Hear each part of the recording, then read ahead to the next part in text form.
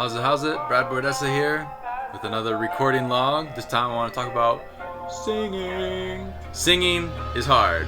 Singing for a recording, in my experience, kind of sucks. This is the first project where I've really been singing with the intention of, okay, this is going to go on an album. This is going to be forever. Whereas a lot of my previous singing on recording experience has been, except for Draw the Line, it's been just kind of casual. It's like, whatever, just for my own listening and for fun.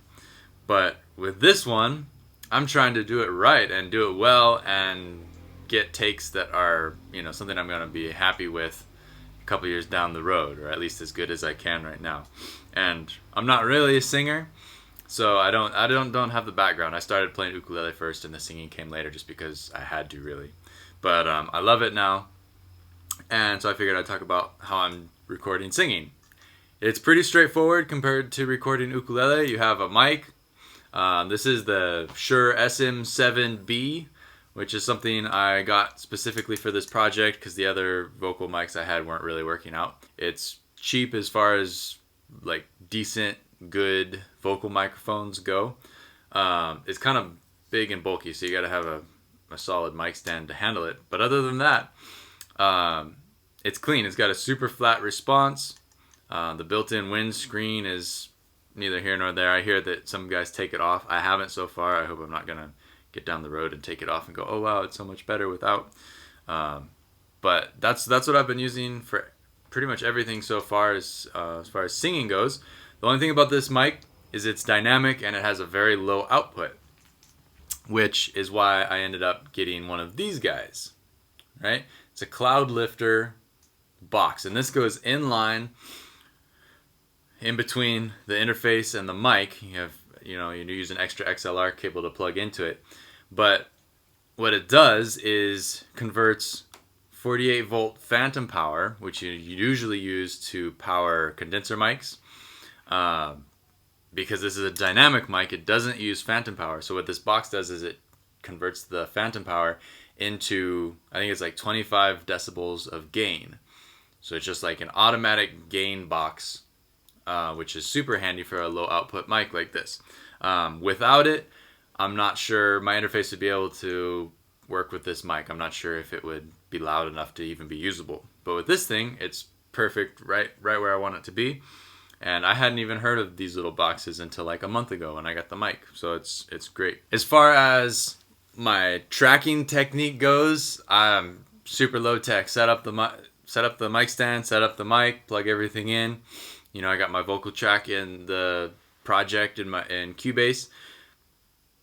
I don't really do anything to it. I'm not monitoring anything fancy. Usually with headphones, I take one cup off of one ear so I can hear the room sound along with the song coming through the headphones.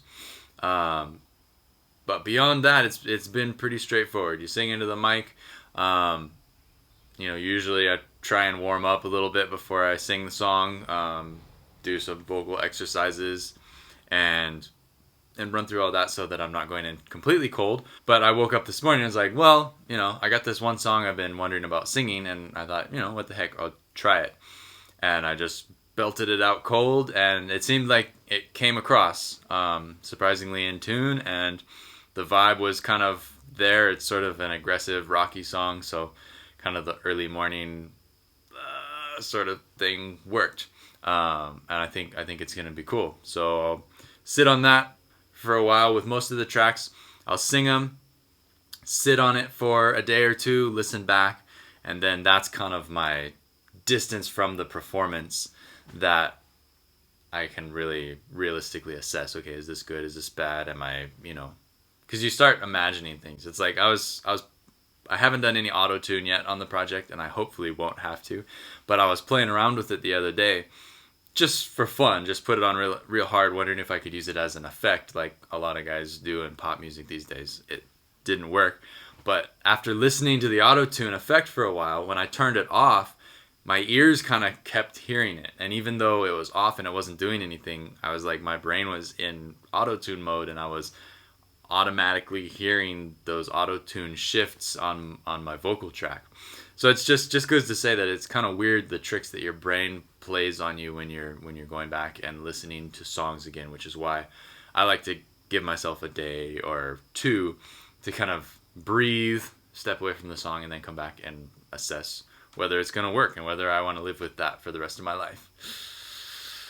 But yeah, last thing I'll talk about is pop screen. I got one of these just because it's useful. You know, it really does make things easier, but I've had to learn some things about it along the way. And that is, you know, I figured I could use it as, because live I'm used to singing right up to the mic. You know, I'm just kiss the mic all the time. You know, whatever, the sound man can turn me down if I'm too loud. And you know, as a sound man, I appreciate that. So I figure I'll give that back to whoever's running sound. But with this thing, I figure I just, you know, I set it as far away from the mic as I want my mic position to be, and then I'll just sing right up against the pop screen. That doesn't work too well because you start hearing the you get there's a little sizzly sound that happens on the pop screen when you push air across it, which is the air deflecting away from the mic, but it still makes noise on here. So I had to get kind of a compromise where this was like the last resort of a big blast of air into the mic. So I actually put this, especially with the SM7, you end up singing really close to get a full warm sound. The further away you are, the more thin the sound gets.